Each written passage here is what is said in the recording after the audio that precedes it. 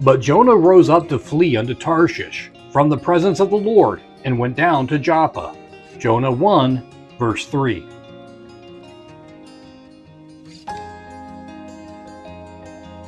Instead of going to Nineveh to preach the word as God commanded him, Jonah disliked the work and went down to Joppa to escape from it. There are occasions when God's servants shrink from duty, but what is the consequence? What did Jonah lose by his conduct? He lost the presence and comfortable enjoyment of God's love. When we serve our Lord Jesus as believers should do, our God is with us.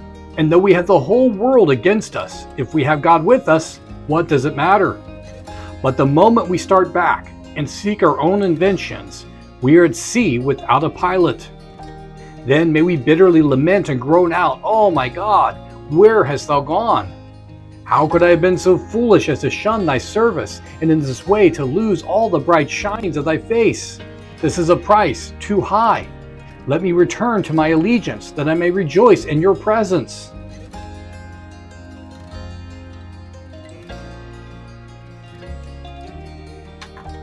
In the next place, Jonah lost his peace of mind. Sin soon destroys a believer's comfort. It is the poisonous upas tree, from whose leaves distill deadly drops which destroy the life of joy and peace. Jonah lost everything upon which he might have drawn for comfort in any other case. He could not plead the promise of divine protection, for he was not in God's ways. He could not say, "Lord, I meet with these difficulties in the discharge of my duty, therefore help me through them." He was reaping his own deeds. He was filled with his own ways.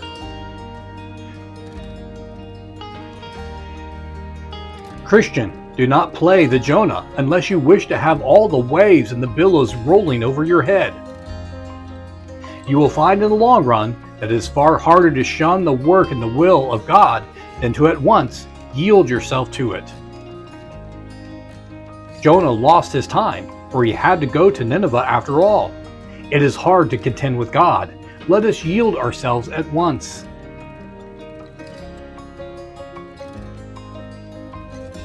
But Jonah rose up to flee unto Tarshish from the presence of the Lord, and went down to Joppa. Jonah 1, verse 3.